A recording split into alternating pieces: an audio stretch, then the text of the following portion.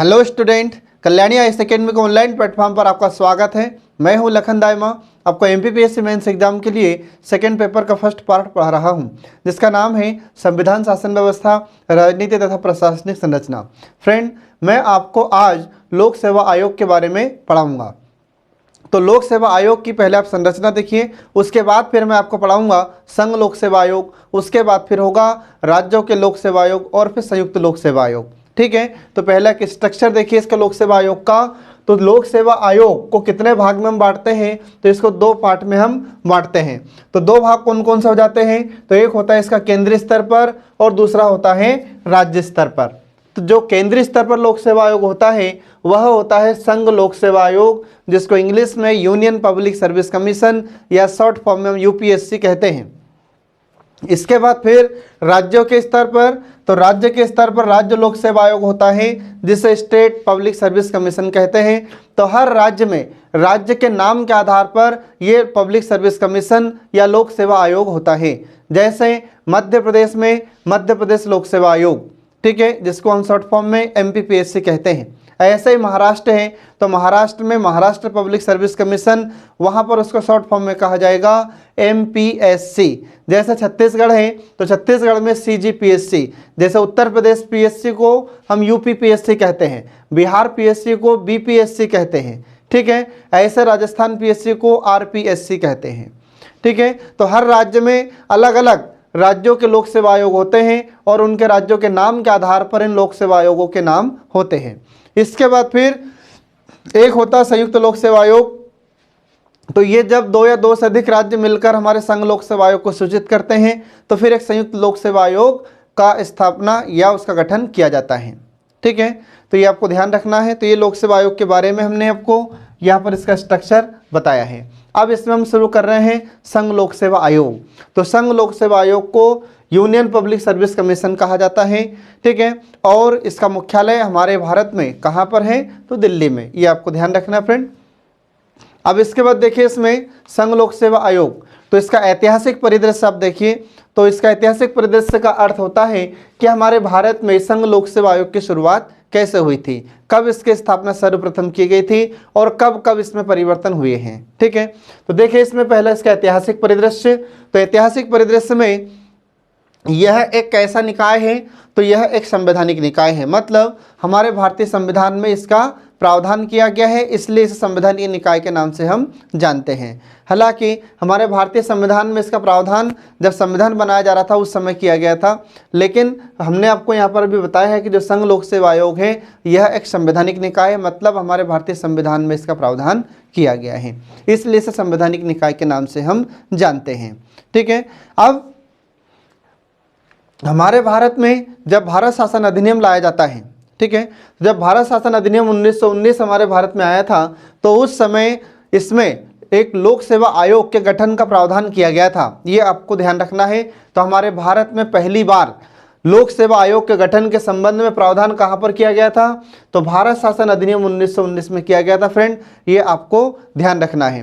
ठीक है, जब अंग्रेज सरकार ने देखा कि यहाँ पर ऐसा कोई आयोग नहीं है जो सिविल सर्विस के एग्जाम कंडक्ट करा सके, इसलिए भारत शासन अधिनियम 1919 में इसका प्रावधान किया गया था लोक सेवा आयोग के गठन के बारे में।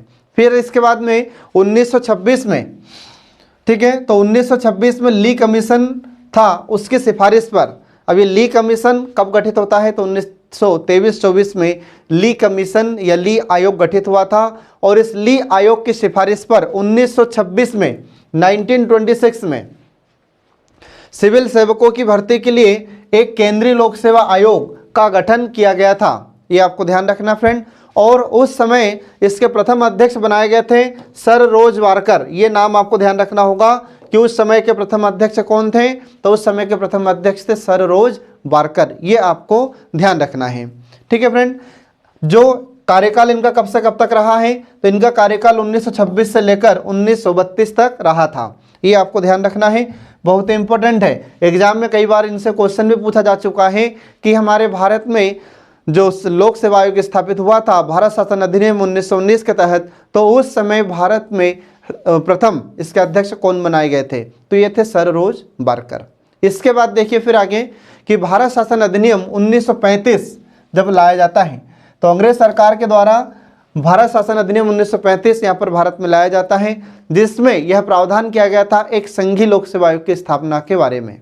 ठीक है, तो संघीय लोक सेवा आयोग के गठन के बारे में इसमें प्रावधान किया गया था, जबकि इससे पहले एक लोक सेवा आयोग की स्थापना हमारे भारत में हो चुकी है। तो यह संघीय लोक सेवा आयोग के गठन के बारे में 1935 में प्रावधान किया गया था, ये आपको ध्यान रखना है। इसके बाद इस अधिनियम के अंतर्गत हमारे भारत में पहली बार प्रांतीय स्तर पर लोक सेवा आयोगों के गठन का भी प्रावधान किया गया था, ये आपको ध्यान रखना फ्रेंड। तो एग्जाम में आपसे क्वेश्चन पूछ सकता है कि प्रांतीय स्तर पर या राज्यों के स्तर पर लोक सेवा आयोग के गठन के बारे में प्रावधान कब किया गया था, तो ये आपको ध्यान रखना है, भारत शासन अधिनियम 1935। ठीक है, इसके बाद फिर अगला देखिए 26 जनवरी 1950 को, तो जब हमारा भारत आज़ाद हो चुका था फ्रेंड, तो आज़ादी के पहले ही हमारे भारत में संविधान बनाने की प्रक्रिया प्रारंभ हो चुकी थी शुरू। ठीक है, और जब भारत आज़ाद हुआ तो आज़ादी के पश्चात 1947 के बाद भी हमारे भारत में संविधान निर्माता संविधान बनाते रहे। ठीक है, तो जब हमारे भारत में संविधान बनाकर तैयार कर लिया गया तो 26 जनवरी 1950 को भारत का संविधान लागू हुआ था। तो 26 जनवरी 1950 को नए संविधान के प्रवर्तन के साथ, मतलब नए संविधान के लागू होने के साथ, जो संघीय लोक सेवा आयोग था, मतलब फेडरल पब्लिक सर्विस कमीशन नाम था इसका, इंग्लिश में क्या नाम था, फेडरल पब्लिक सर्विस कमीशन। ठीक है, और इसका प्रावधान हमारे संविधान में कहाँ कर दिया जाता है, तो अनुच्छेद 315 में इसका प्रावधान कर दिया जाता है और इसे संवैधानिक दर्जा दिया गया। और फिर इसी समय इसका नाम फेडरल पब्लिक सर्विस कमीशन से बदलकर संघ लोक सेवा आयोग कर दिया जाता है, ये आपको ध्यान रखना है। ठीक है, तो फिर तब से नाम क्या हो गया इसका, संघ लोक सेवा आयोग। आ रहा समझ फ्रेंड, पहले नाम क्या था इसका इंग्लिश में, फेडरल पब्लिक सर्विस कमीशन, और वर्तमान में नाम क्या है इसका, संघ लोक सेवा आयोग या यूनियन पब्लिक सर्विस कमीशन या यूपीएससी। तो यूपीएससी या संघ लोक सेवा आयोग, ये नाम कब से हो जाता है, तो 26 जनवरी 1950 से, ये आपको ध्यान रखना है फ्रेंड। अब इसके बाद देखिए इसमें आगे कि जो संघ लोक सेवा आयोग होता है, तो इसका हमारे भारतीय संविधान में कहाँ पर प्रावधान किया गया है।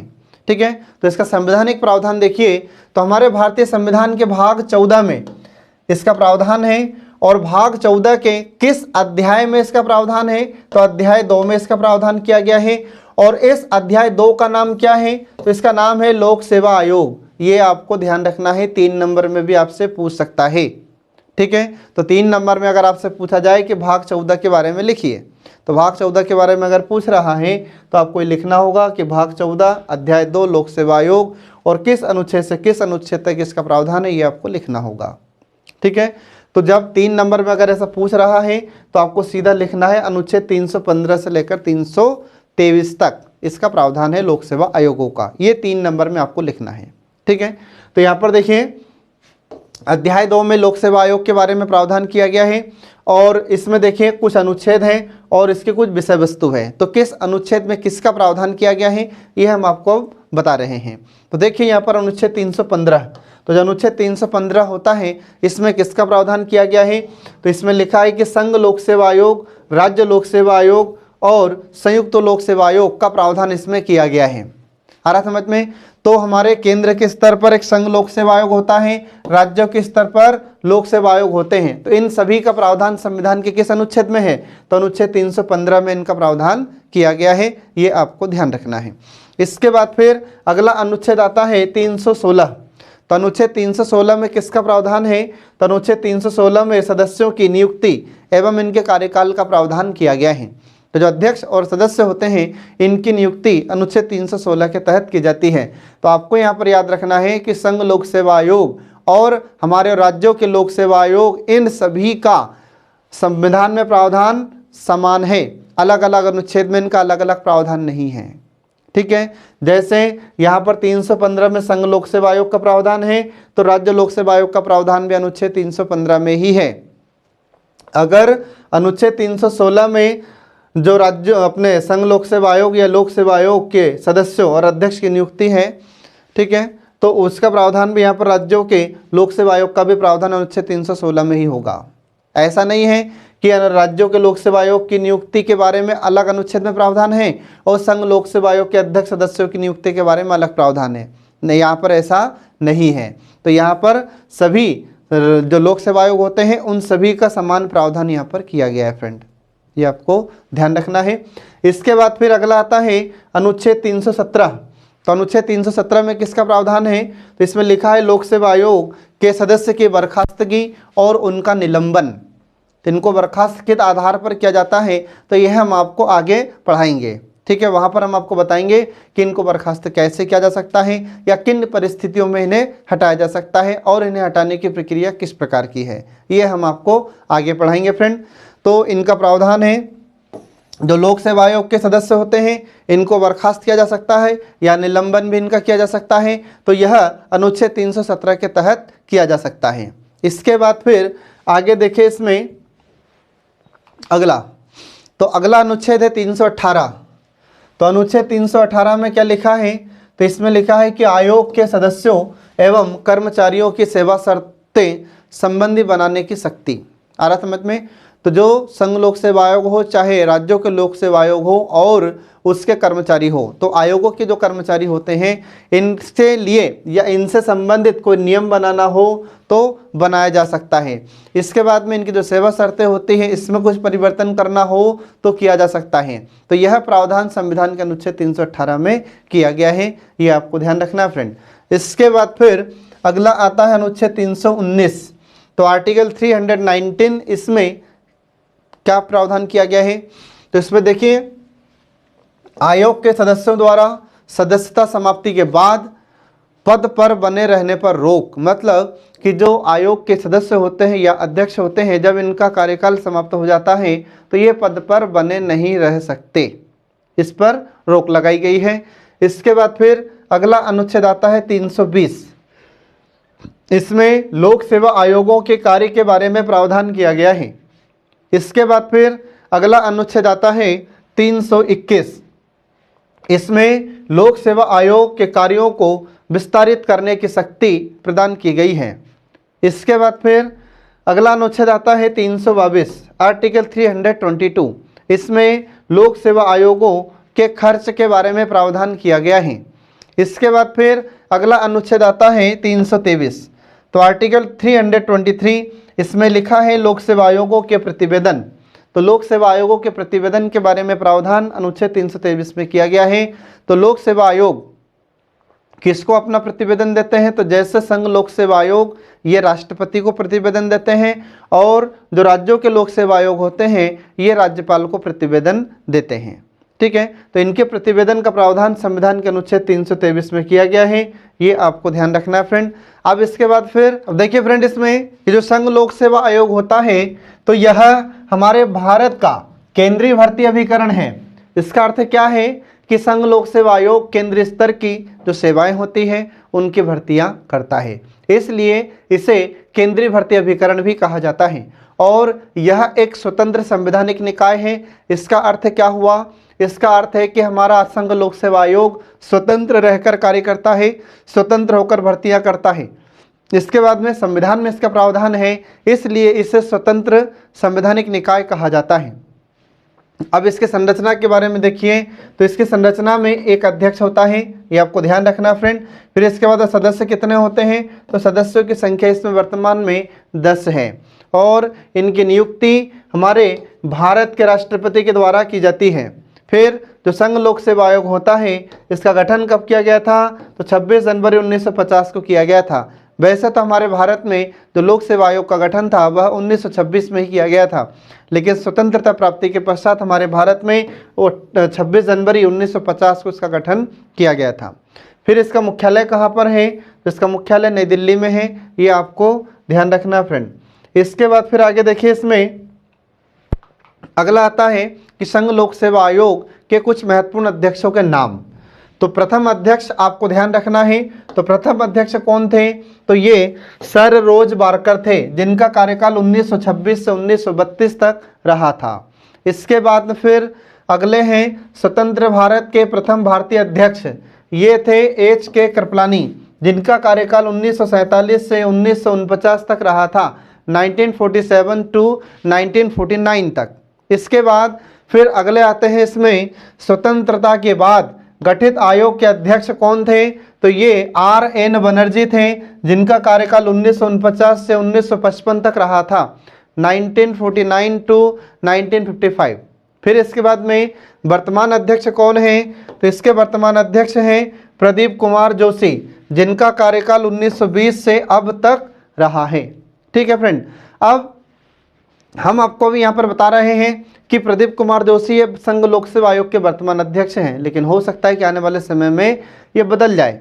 ठीक है, और बदलते रहते हैं, तो आपको हमेशा अपडेट करके संघ लोक सेवा आयोग के अध्यक्षों के नाम याद रखना है। इसके बाद देखिए फ्रेंड, आगे इसमें हमारे भारतीय संविधान में जो संघ लोक सेवा आयोग होता है, तो इसके सदस्यों का संख्या का कोई निश्चित वर्णन नहीं किया गया है। तो इसमें जो सदस्यों की संख्या होती है वह हमारे संविधान में निश्चित नहीं की गई है कि सदस्यों की संख्या कितनी होगी। तो फिर इसमें सदस्यों की संख्या का निर्धारण कौन करता है?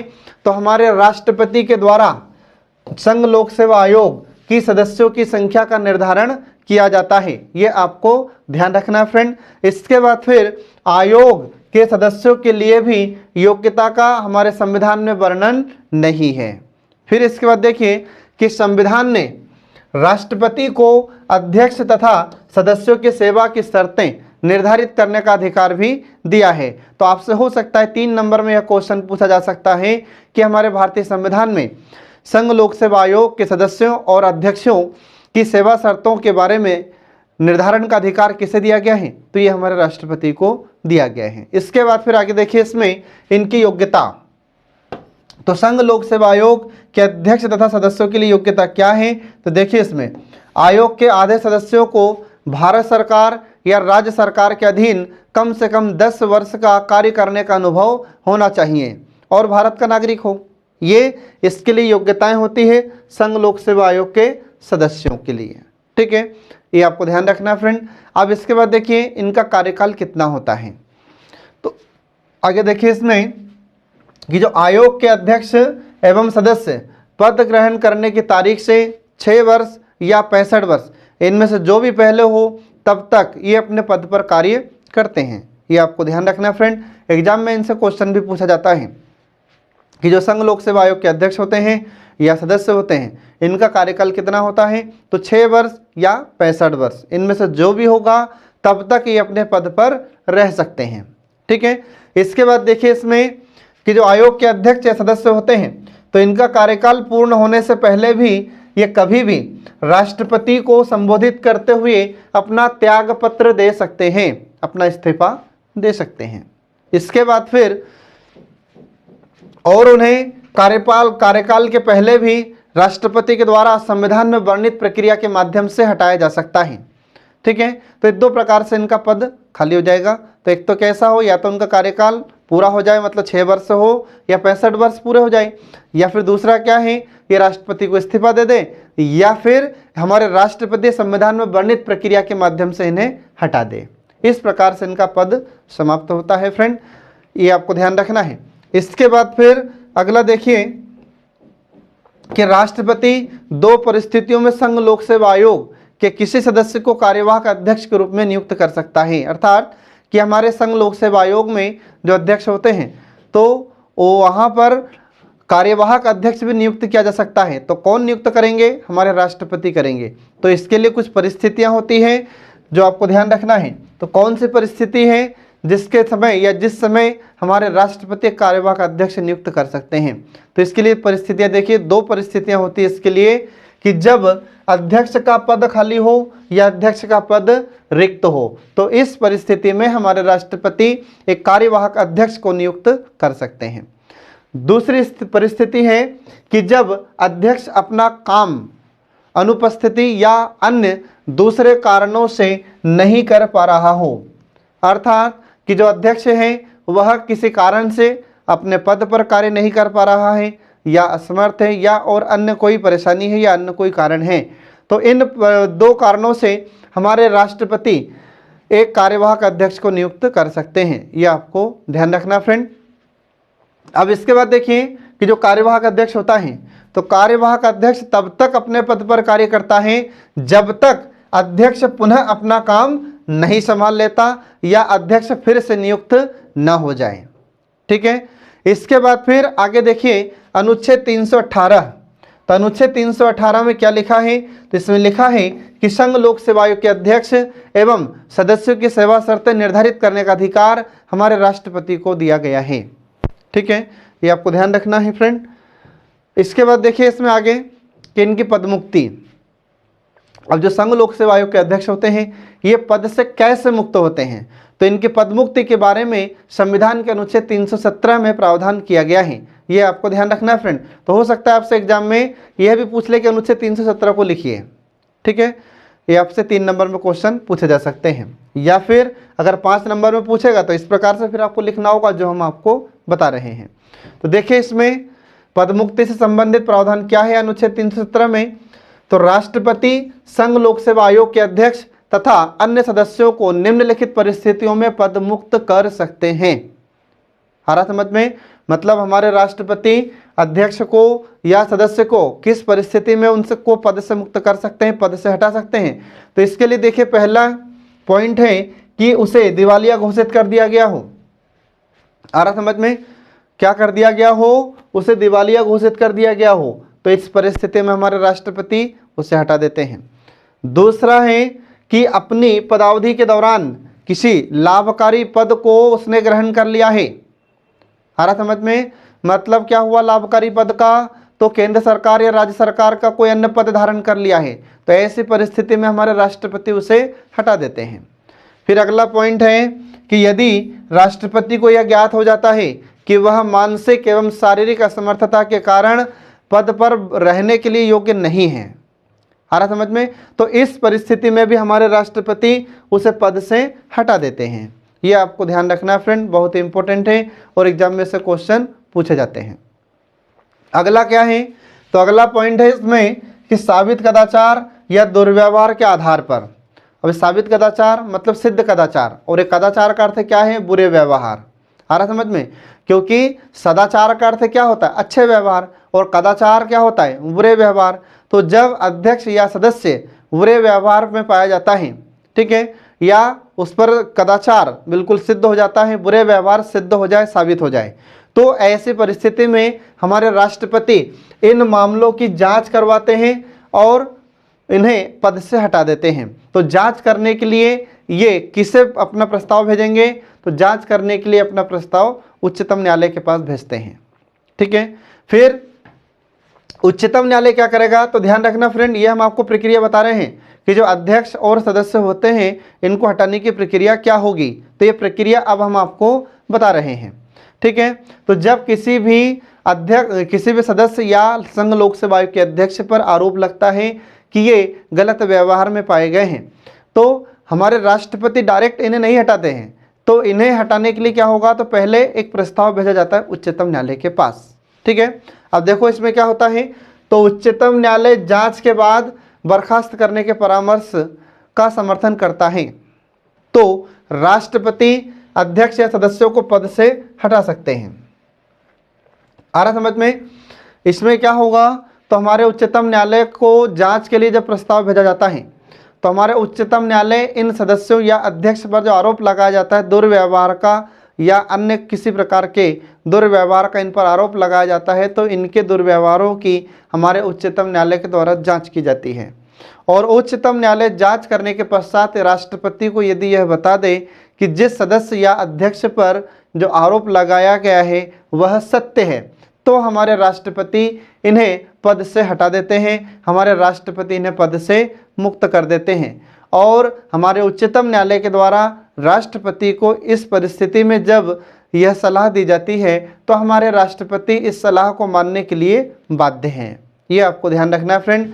इसके बाद फिर जिस सदस्य को या जिस अध्यक्ष को हटाने के लिए हमारे उच्चतम न्यायालय के द्वारा जांच की जा रही है, तो इस समय हमारे राष्ट्रपति उस अध्यक्ष या सदस्य को निलंबित कर सकते हैं। ठीक है फ्रेंड, ये आपको ध्यान रखना है। इसके बाद फिर अगला देखिए इसमें आयोग की स्वतंत्रता। ठीक है, तो जो संघ लोक सेवा आयोग होता है इसकी स्वतंत्रता कौन कौन सी है, ये अब आपको हम पढ़ा रहे हैं। तो देखिए इसमें आयोग की स्वतंत्रता, तो पहली स्वतंत्रता यह है कि आयोग के अध्यक्ष एवं सदस्यों को राष्ट्रपति संविधान में वर्णित आधार पर ही हटा सकते हैं, हम उसकी इच्छा से राष्ट्रपति नहीं हटा सकते। मतलब क्या हुआ, अगर राष्ट्रपति ये चाहे कि मैं खुद अकेले हटा दूं संघ लोक सेवा आयोग के अध्यक्ष सदस्यों को, तो नहीं हटा सकते। तो इन्हें क्या करना पड़ेगा, तो इन्हें उन्हीं प्रक्रिया से हटाना होगा जो प्रक्रिया संविधान में लिखी हुई है, और यह प्रक्रिया हमने अभी आपको थोड़ी देर पहले ही बताई है। ठीक है, इसके बाद फिर दूसरा है कि अध्यक्ष एवं सदस्यों की सेवा शर्तें राष्ट्रपति ही तय करते हैं, लेकिन पदभार ग्रहण करने के बाद उसमें कोई अलाभकारी परिवर्तन नहीं किया जा सकता। ठीक है, इसके बाद फिर अगला पॉइंट आता है कि आयोग के अध्यक्ष एवं सदस्यों के वेतन, भत्ते, पेंशन सहित सभी खर्चे भारत की संचित निधि पर भारित होते हैं। ठीक है फ्रेंड, तो कई बार एग्जाम में आपसे क्वेश्चन पूछा जाता है कि संघ लोक सेवा आयोग के अध्यक्ष और सदस्यों के वेतन, भत्ते और पेंशन ये किस पर निर्धारित होते हैं, या किस पर आधारित होते हैं, या किस पर भारित होते हैं, तो ये भारत के संचित निधि पर भारित होते हैं। ठीक है, और संचित निधि का अर्थ क्या होता है कि इसमें संसद पर सिर्फ चर्चा हो सकती है, मतदान नहीं हो सकता। ये आपको ध्यान रखना है फ्रेंड, एग्जाम में बार बार इससे क्वेश्चन पूछे जाते हैं। ठीक है, अब इसके बाद देखिए इसमें आगे अगली स्वतंत्रता है इनकी कि सेवानिवृत्ति के बाद संघ लोक सेवा आयोग के अध्यक्ष भारत सरकार या किसी राज्य सरकार के अधीन कोई पद धारण नहीं कर सकता। ठीक है, इसके बाद फिर आयोग के सदस्य को इस आयोग के अध्यक्ष के रूप में अथवा किसी राज्य लोक सेवा आयोग के अध्यक्ष के रूप में नियुक्त किया जा सकता है, परंतु वह भारत सरकार के या राज्य सरकार के अधीन कोई पद धारण नहीं करेगा। इसका अर्थ क्या हुआ, इसका अर्थ ये हुआ कि संघ लोक सेवा आयोग का जो सदस्य होता है उसे अध्यक्ष बनाया जा सकता है, आ रहा समझ में, या फिर जो संघ लोक सेवा आयोग का सदस्य होता है उसे किसी राज्य लोक सेवा आयोग का अध्यक्ष बनाया जा सकता है, लेकिन जो संघ लोक सेवा आयोग का अध्यक्ष या सदस्य होता है यह केंद्र सरकार के अधीन या राज्य सरकार के अधीन कोई पद धारण नहीं करेगा। यह आपको ध्यान रखना है फ्रेंड, एग्जाम में इससे बार बार क्वेश्चन पूछे जाते हैं। ठीक है, इसके बाद फिर देखिए अगला पॉइंट है इसमें कि जो अध्यक्ष होता है या सदस्य, तो अध्यक्ष या सदस्य को राज्यपाल या अन्य किसी संवैधानिक पद पर इनकी नियुक्ति की जा सकती है। अर्थ क्या हुआ इसका, इसका अर्थ ये हुआ कि जो संघ लोक सेवा आयोग का अध्यक्ष होता है या सदस्य होता है इसे राज्यपाल बनाया जा सकता है, या और जो संवैधानिक पद होता है उस पर इनकी नियुक्ति की जा सकती है, क्योंकि ये संवैधानिक पद और राज्यपाल का पद केंद्र सरकार या राज्य सरकार के अधीन रहकर कार्य नहीं करते। ठीक है, इसके बाद में अगला पॉइंट आता है कि संघ लोक सेवा आयोग के अध्यक्ष एवं सदस्यों को उसी पद पर पुनः नियुक्त नहीं किया जा सकता। आ रहा समझ में, जैसे संघ लोक सेवा आयोग का सदस्य है तो उसे पुनः सदस्य के रूप में नियुक्त नहीं किया जा सकता। संघ लोक सेवा आयोग का अध्यक्ष है तो पुनः उसे अध्यक्ष के पद पर नियुक्त नहीं किया जा सकता। ठीक है फ्रेंड, ये आपको ध्यान रखना है। इसके बाद देखिए इसमें आगे अगला है आयोग के कार्य। तो संविधान के अनुच्छेद 320 में आयोग के कार्यों का वर्णन किया गया है, ये पॉइंट भी आपको याद रखना है। ठीक है, इसके बाद देखिए अनुच्छेद 321, तो अनुच्छेद 321 में लिखा है कि संसद कार्यों की सूची में कुछ नए कार्यों को भी जोड़ सकती है। आ रहा समझ में, तो अनुच्छेद 320 में क्या लिखा है, अनुच्छेद 320 में संघ लोक सेवा आयोग के कार्यों का वर्णन है, और अनुच्छेद 321 में क्या है कि संसद इनके कार्यों की सूची में बदलाव कर सकती है, परिवर्तन कर सकती है, या नए कार्य को जोड़ सकती है। अब इसके बाद देखिए कि जो संघ लोक सेवा आयोग होते हैं तो संघ लोक सेवा आयोग के दो मुख्य कार्य होते हैं, तो इसके कार्यों को दो भागों में बांटे गए हैं। तो दो भाग में होते हैं इसके कार्य, तो दो भाग कौन कौन से हो जाते हैं, तो पहला इसका होता है सामान्य कार्य और दूसरा होता है सलाहकारी कार्य। ठीक है, तो ऐसे इसके कार्यों को दो भाग में या दो पार्ट में बांटा जाता है। अब पहला कार्य देखिए इसका सामान्य कार्य, तो संघ लोक सेवा आयोग का सामान्य कार्य क्या है फ्रेंड, तो देखिए इसमें सामान्य कार्य में कि यह केंद्रीय सेवाओं का भर्ती अभिकरण है, जो मैं आपको पहले भी बता चुका हूं कि इसे केंद्रीय भर्ती अभिकरण क्यों कहा जाता है, क्योंकि यह हमारे भारत में केंद्रीय सेवाओं की भर्ती करता है। जो सेंट्रल लेवल की सर्विसेज होती हैं उनको रिक्रूट करता है, उनकी भर्तियां करता है, इसलिए इसे केंद्रीय भर्ती अभिकरण भी कहा जाता है।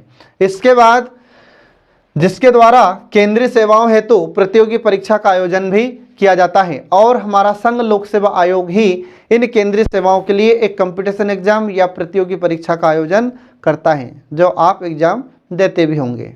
ठीक है, इसके बाद देखिए आगे अगला है कि जब 2 या 2 से अधिक राज्य संघ लोक सेवा आयोग से किसी भी सेवा में संयुक्त भर्ती के लिए योजना बनाने या संचालन करने का आग्रह करते हैं, तो ऐसी परिस्थिति में संघ लोक सेवा आयोग संयुक्त भर्ती की योजना एवं प्रवर्तन में सहायता करता है। आ रहा समझ में? इसका अर्थ क्या है? तो जब 2 या 2 से अधिक राज्य हमारे संघ लोक सेवा आयोग से कहे संयुक्त भर्ती के लिए, ठीक है, तो योजना बनाने के लिए आग्रह करते हैं, उसके संचालन के लिए आग्रह करते हैं, तो ऐसी परिस्थिति में हमारा संघ लोक सेवा आयोग संयुक्त भर्ती की योजना भी तय करता है। ये आपको ध्यान रखना है।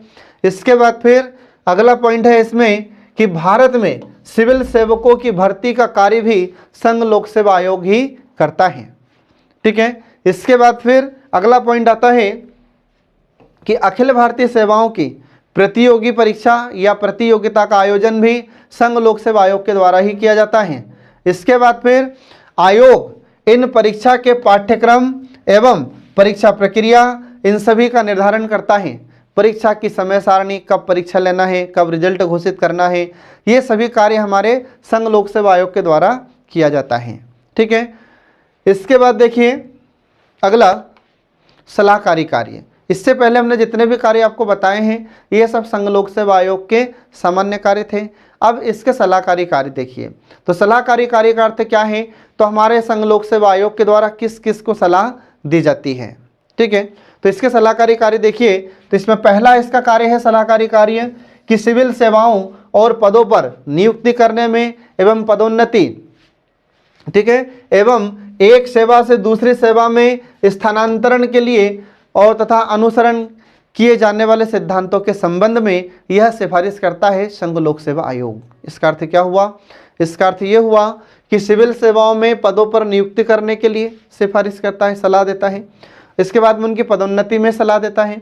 इसके बाद में एक सेवा से दूसरी सेवा में अगर किसी अधिकारी को पहुंचाना है, ठीक है, तो उसके लिए सलाह देता है, स्थानांतरण के लिए सलाह देता है। इसके बाद फिर अगला पॉइंट आता है कि ऐसे अनुशासनिक मामलों या प्रकरणों पर जिनसे भारत सरकार या राज्य सरकार की सेवा में सेवारत कोई व्यक्ति प्रभावित होता है। आ रहा समझ में? मतलब जो भर्ती होकर सेवा करने गया है अधिकारी, तो उससे संबंधित अगर कोई मामला है तो उसकी भी सलाह हमारे संघ लोक सेवा आयोग के द्वारा दी जाती है। तो ये किस प्रकार की सलाह देता है इस मामले में? तो इसमें जैसे निंदा होती है या वेतन वृद्धि का मामला हो या पदोन्नति से इनकार का कोई मामला हो या उसे किसी बिना कारण से ही सस्पेंड कर दिया गया है, तो इन परिस्थितियों में हमारा संघ लोक सेवा आयोग सलाह देता है। ठीक है, ये आपको ध्यान रखना है फ्रेंड। इसके बाद देखिए इसमें आगे अगला सलाहकारी कार्य है हमारे आयोग का कि अपने कर्तव्यों के निष्पादन के तहत उसके विरुद्ध विधिक कार्यवाहियों की प्रतिरक्षा में उसके द्वारा खर्च की अदायगी का दावा करना। आ रहा समझ में? इसका अर्थ क्या हुआ? तो जब हम देखते हैं कि कोई भी अधिकारी अपने पद पर रहते हुए कार्य करता है, ठीक है, तो उसके विरुद्ध कोई विधिक कार्यवाही होती है तो उसकी रक्षा करने में भी सलाह देता है। और इसके बाद में जो खर्च होता है फिर तो उस खर्च की अदायगी का दावा भी आयोग करता है। इसके बाद फिर अगला देखिए कि सिविल सेवाओं और पदों के लिए भर्ती में संबंधित विषयों पर, तो जो सिविल सर्विसेज होती हैं उन पदों से संबंधित भर्ती करने हैं, कौन कौन से नियम होना चाहिए, ये सारी बातें हमारे संघ लोक सेवा आयोग बताता है या सलाह देता है। इसके बाद फिर अगला आता है कि भारत सरकार के अधीन काम करने के दौरान किसी व्यक्ति को क्षति होती है, नुकसान होता है, चोट होती है, ठीक है, इसके बाद फिर उसको वेतन भत्ता दिलाने के लिए सिफारिश करता है। ठीक है, तो पद पर रहते हुए सेवा में अगर कोई नुकसान होता है, क्षति होती है किसी भी व्यक्ति को, तो उसके भत्ते दिलाने के लिए सिफारिश करता है, सलाह देता है। फिर इसके बाद में उनके पेंशन के दावों का भी निर्धारण करता है या पेंशन दिलाने के लिए भी सिफारिश करता है।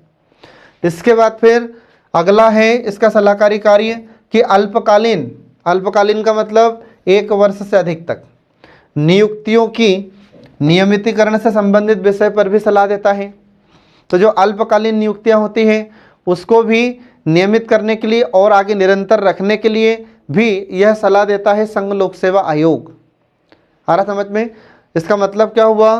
तो जैसे किसी अधिकारी या किसी व्यक्ति को अल्पकालीन समय के लिए नियुक्त किया गया है, ठीक है, और उसको यदि आगे निरंतर रखना है तो उसके लिए भी सलाह हमारा संघ लोक सेवा आयोग देता है। ये आपको ध्यान रखना फ्रेंड। इसके बाद देखिए इसमें अगला है कि यह निजी प्रबंधन से संबंधित अन्य विषय पर भी सलाह देता है संघ लोक सेवा आयोग। इसके बाद फिर अगला पॉइंट आता है इसमें कि राष्ट्रपति द्वारा भेजे गए एवं अन्य किसी मामले के संबंध में परामर्श देना। आ रहा समझ में? तो हो सकता है राष्ट्रपति इनको कुछ सलाह के लिए प्रस्ताव भेजते हैं तो फिर ये इसे संघ लोक सेवा आयोग को भी राष्ट्रपति को सलाह देना होगा। तो किसी भी मामले से संबंधित हमारे राष्ट्रपति संघ लोक सेवा आयोग से सलाह मांगते हैं तो इन्हें सलाह देना पड़ता है। किसको सलाह देना पड़ता है? संघ लोक सेवा आयोग को। इसके बाद फिर अगला आता है इसमें कि सेवा के विस्तार एवं कुछ सेवानिवृत्त नौकरशाहों की पुनर्नियुक्ति से संबंधित मामलों पर भी सलाह संघ लोक सेवा आयोग देता है। आ रहा समझ में? अब यहाँ पर एक शब्द आया फ्रेंड, नौकरशाह। तो नौकरशाह किसे कहा जाता है? तो जो अधिकारी वर्ग होता है उसी को नौकरशाह कहते हैं, ठीक है। क्योंकि जो नौकरशाह शब्द होता है ये किससे मिलकर बना है? तो ये नौकर प्लस शाह से मिलकर बना है, ठीक है। तो नौकर मतलब ये हमारी केंद्र सरकार के नौकर, हमारे राष्ट्रपति के नौकर हैं। तो केंद्र सरकार के जितने भी अधिकारी या कर्मचारी हैं ये सब हमारे राष्ट्रपति के नौकर होते हैं, और राज्य सरकार के जितने भी अधिकारी कर्मचारी होते हैं सब हमारे राज्यपाल के नौकर होते हैं, ठीक है। तो ये नौकर होते हैं, लेकिन क्या होता है इसमें शाह की भावना उत्पन्न हो जाती है, स्वामी की भावना उत्पन्न हो जाती है।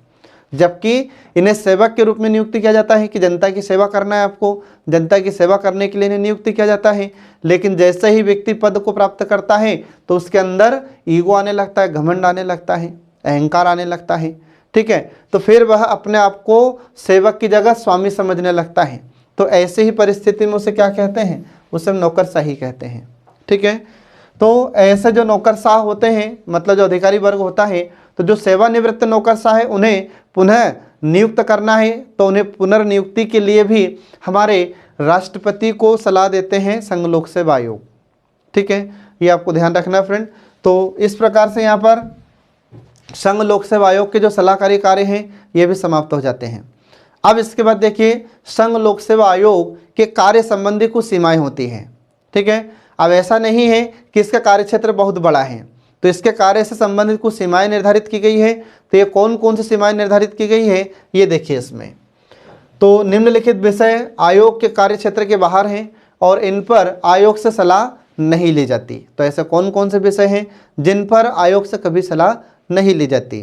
तो देखिए इसमें पहला पॉइंट है कि सेवाओं व पदों पर नियुक्ति के लिए अनुसूचित जाति, अनुसूचित जनजातियों के दावों को ध्यान में रखने हेतु अगर कोई मामला है तो इस पर संघ लोक सेवा आयोग से कोई सलाह नहीं ली जाती। इसके बाद फिर अगला पॉइंट है इसमें कि आयोग या प्राधिकरण की अध्यक्षता या सदस्यता, ठीक है। उच्च राजनयिक पद, ग्रुप सी या ग्रुप डी सेवाओं के अधिकतर पदों के चयन से संबंधित अगर कोई मामला है तो इस पर संघ लोक सेवा आयोग से कोई सलाह नहीं ली जाती।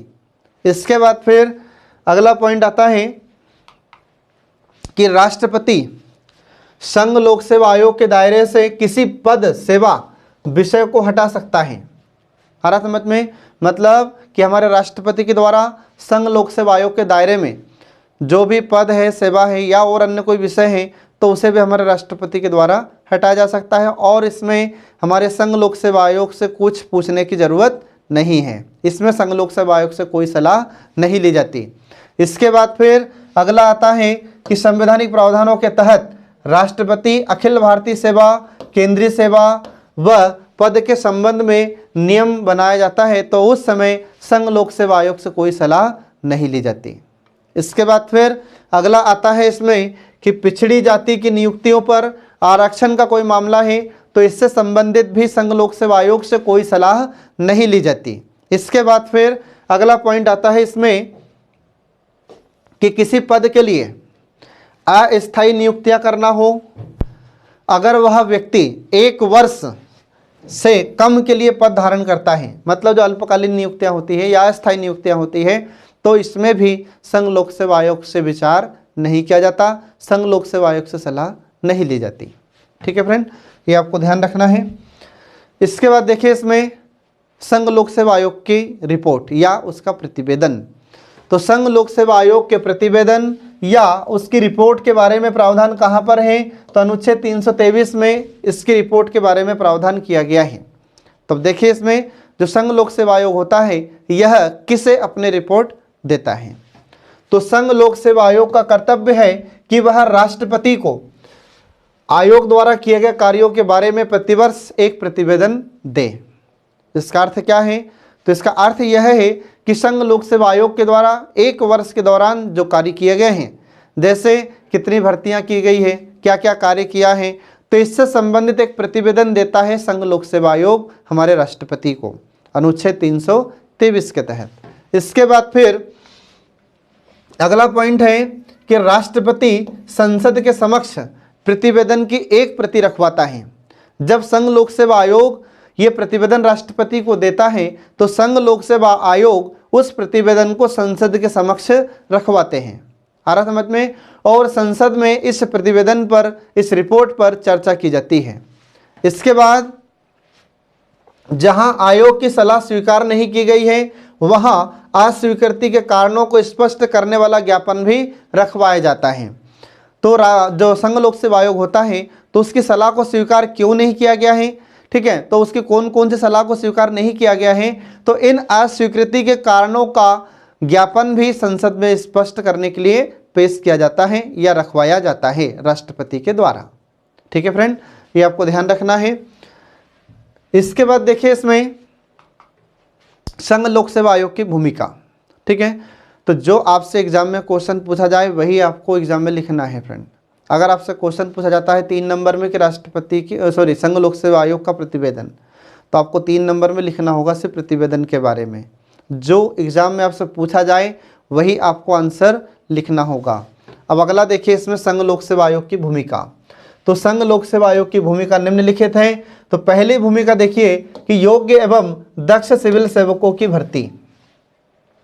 आ रहा समझ में? तो इसकी पहली भूमिका क्या है?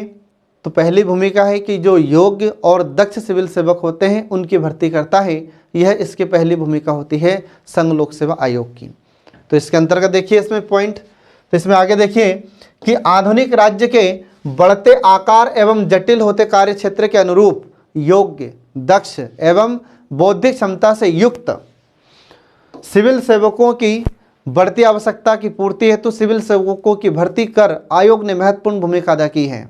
आज हम देख रहे हैं कि वर्तमान में नई नई चुनौतियां समक्ष आ रही हैं। अब जो नई नई चुनौतियां आ रही है तो उसका सामना कैसे किया जाए, इसके लिए हमारा आयोग समय समय पर कुछ जो भर्ती प्रक्रिया होती है उसमें परिवर्तन करता रहता है। ठीक है, और इन परिवर्तनों के साथ हमारा आयोग दक्ष और जो योग्य सिविल सेवक होते हैं उनकी भर्ती करता है। ठीक है, समझ में? ये आपको ध्यान रखना है। इसके बाद फिर अगला देखिए इसमें परामर्शदाता के रूप में। तो हमारा आयोग परामर्शदाता के रूप में भी कार्य करता है। तो आयोग समय समय पर विभिन्न विषयों पर सरकार को परामर्श देता रहा है या देता है, ये आपको ध्यान रखना है फ्रेंड। ठीक है, इसके बाद फिर आगे देखिए इसमें अगली भूमिका है कि नियुक्तियों का विनियमन। अब नियुक्तियों का विनियमन मतलब हमारा आयोग चयन करता है, नियुक्ति नहीं करता। ध्यान रखना आप लोग, ठीक है, चयन और नियुक्ति में अंतर होता है। तो हमारा संघ लोक सेवा आयोग तो क्या करता है? तो हमारा संघ लोक सेवा आयोग तो जो उम्मीदवार मतलब जो संघ लोक सेवा आयोग के द्वारा जो भर्ती आयोजित की जाती है, ठीक है, तो हमारा आयोग तो सिर्फ चयन करता है। जो सिविल सेवक होते हैं उनका सिर्फ चयन करता है। अंतिम रूप से नियुक्ति करने का अधिकार किसे प्राप्त है? राष्ट्रपति के पास। तो इनकी नियुक्ति राष्ट्रपति के द्वारा की जाती है सिविल सेवकों की। याद रखना, नियुक्ति हमारा संघ लोक सेवा आयोग नहीं करता है। ठीक है ना फ्रेंड? तो इसीलिए जो सिविल सेवक होते हैं इनको नियुक्त राष्ट्रपति करते हैं और इसलिए इन्हें हटाने का अधिकार भी किसके पास है? राष्ट्रपति के पास होता है। ठीक है, तो आपको ध्यान रखना है। तो संघ लोक सेवा आयोग अखिल भारतीय सेवाओं एवं केंद्रीय सेवाओं के विनियमन के साथ साथ राज्य सरकारों को लोक सेवाओं को बेहतर व नियमित करने हेतु समय समय पर परामर्श या सुझाव उपलब्ध भी कराता रहता है। भारत मत में तो राज्य सरकारों को भी अगर आवश्यकता हो कि भर्ती संबंधी कुछ परिवर्तन करना हो, बदलाव करना हो, तो इससे संबंधित सुझाव भी, इससे संबंधित परामर्श भी आयोग देता रहता है। इसके बाद फिर अगली भूमिका है कि त्रुटि रहित, निष्पक्ष और पारदर्शी भर्ती प्रक्रिया। ठीक है, तो आयोग ने योग्यतम उम्मीदवारों की नियुक्ति हेतु निष्पक्ष व पारदर्शी भर्ती प्रक्रिया को अपनाया है, ये आपको ध्यान रखना है। अतः भर्ती प्रक्रिया को भाई भतीजावाद एवं भ्रष्टाचार से दूर रखने में आयोग की महती भूमिका रही है। भारत मत में ये आपको ध्यान रखना है फ्रेंड। तो एग्जाम में अगर आपसे क्वेश्चन पूछा जा सकता है, अगर क्वेश्चन पूछा जाता है कि आयोग की भूमिका लिखिए, 5 नंबर में आपसे क्वेश्चन पूछा जा सकता है। तो अगर 5 नंबर में आपसे पूछा जा रहा है तो जो भूमिका हम आपको बता रहे हैं ये भूमिका आपको एग्जाम में लिखना होगा।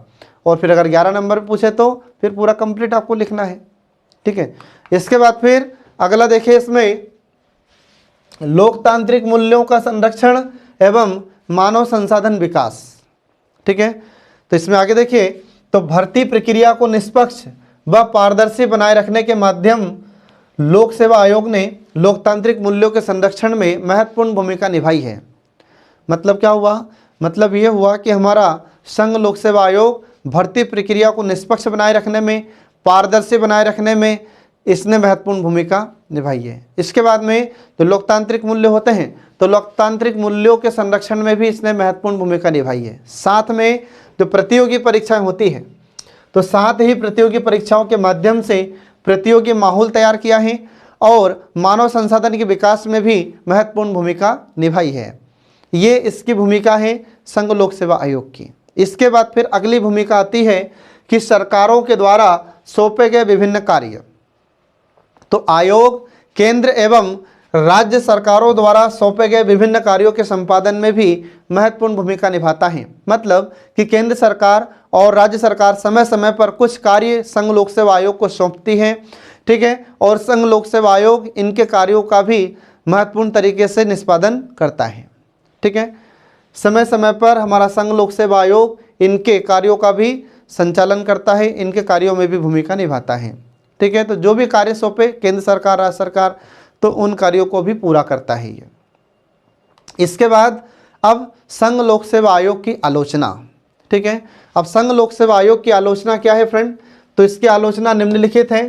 तो देखिए, इसमें पहली आलोचना का आधार कि संघ लोक सेवा आयोग पर बढ़ते कार्यबोझ के कारण कार्यकुशलता में कमी आने लगी है। तो कुछ हमारे भारत में विचारकों का यह कहना है कि संघ लोक सेवा आयोग पर दिन प्रतिदिन कार्य का बोझ बढ़ता जा रहा है, जिसके कारण इसकी कार्यकुशलता में कमी आई है।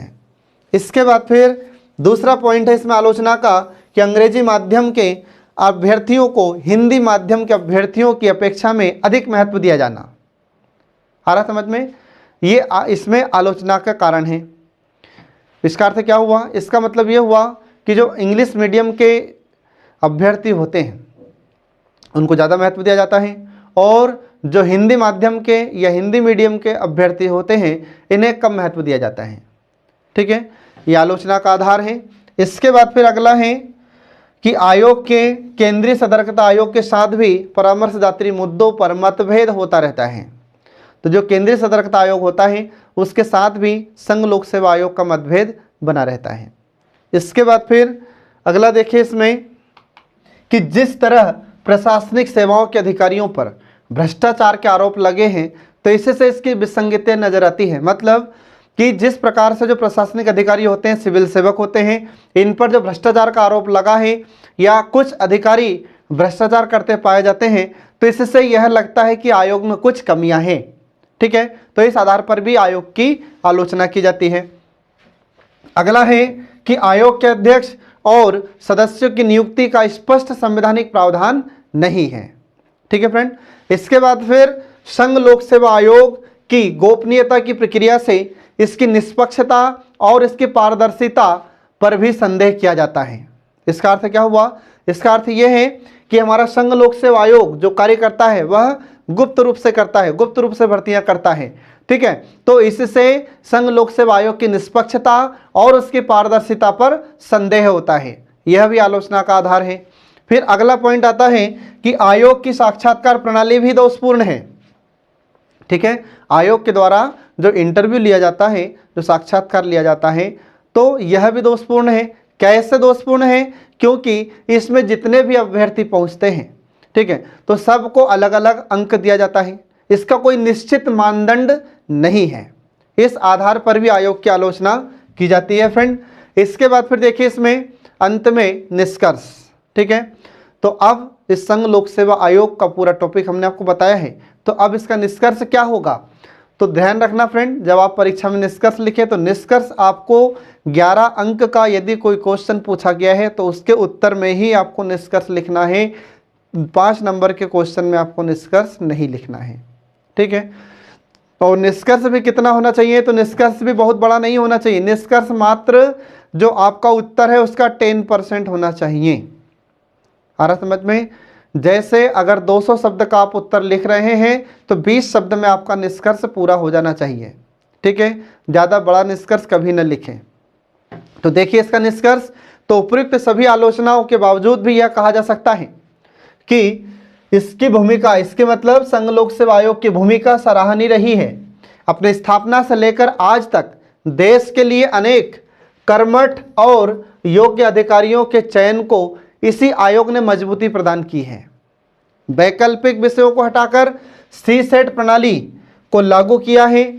ठीक है, तो इसने सीसेट प्रणाली लागू क्यों की है? क्योंकि ये समय की आवश्यकता थी, समय के अनुसार ये मांग थी कि सीसेट प्रणाली लागू की जाए, तो इसलिए आयोग ने सीसेट प्रणाली लागू की है। अतः संघ लोक सेवा आयोग अपने संवैधानिक और परामर्शदायी स्थिति को बनाए रखने में सफल हुआ है, इसमें कोई संदेह नहीं किया जा सकता।